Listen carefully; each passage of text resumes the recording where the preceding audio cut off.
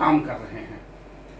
सबसे पहले तो डॉक्टर अहमद राणा साहब, मैं आपको मुबारकबाद देता हूँ, साधुवाद देता हूँ इस बात के लिए कि आपने वज़ीर आज़म पर एक अच्छी किताब लिखने की कोशिश शुरू की है। जल्द ही उन लोगों के बीच में वो किताब आएगी जब दुनिया के सारे लोग नरेंद्र मोदी जी पर लिखते हैं तो उनका नज़रिया एक अलग होता है।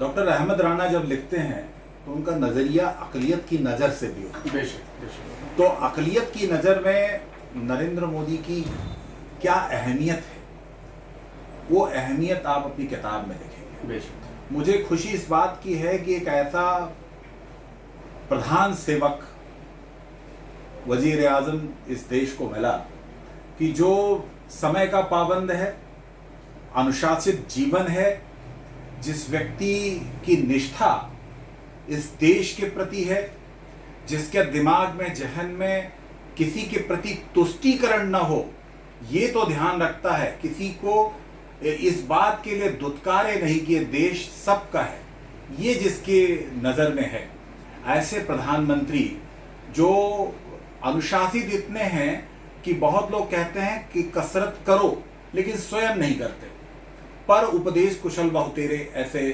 लोग हुए, नेता तो हुए बहुत, लेकिन पहले ऐसे नेता हैं जिनकी विश्वसनीयता इस देश के ही नहीं बल्कि विदेशों में भी जिसकी अपनी एक वक़्त है और जिसके लिए दुनिया के अलंबरदार देश जो हैं उनके साथ आने को बेताब रहते हैं और भारत की इज़्ज़त को अंतर्राष्ट्रीय स्तर पर एक बड़ी अहमियत के साथ उन्होंने रखा है।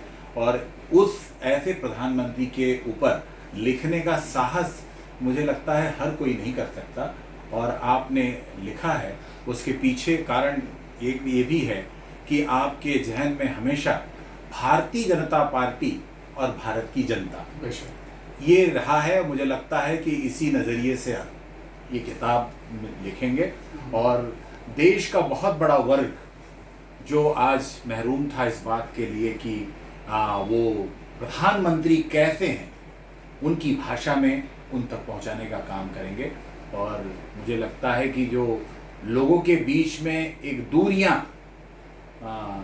प्रधानमंत्री तो नहीं रखते लेकिन लोग रखने की कोशिश करते रहे हैं, वो दूरियां कम होंगी। बेशक बेशक। आपने जिस तरीके से हमारे देश के बहुत ही प्यारे और हर दिल अजीज़ वज़ीर आज़म के बारे में कहा, यकीनन वो काबिल सराहनीय है, काबिल तारीफ़ है।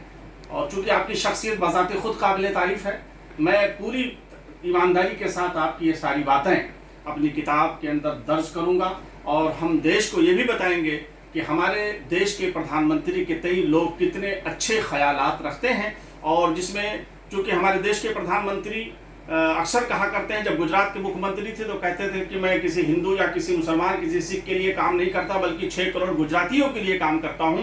और अब जब से प्रधानमंत्री बने हैं उनका नारा है सबका साथ, सबका विकास और सबका विश्वास। ये सारी चीज़ों को मद्देनजर रखते हुए 130 करोड़ की जनता के लिए काम कर रहे हैं। तो ऐसे प्रधानमंत्री के लिए आपने जो बयान दिया और जो अपने ख्याल का इजहार किया है, मैं आपके लिए आपका बहुत बहुत शुक्रिया अदा करता हूँ और उम्मीद करता हूँ कि आने वाले वक्त में आपके ज़रिया मुझे अच्छे मार्गदर्शन ऐसे ही किताब लिखने के लिए मिलते रहेंगे। शुक्रिया।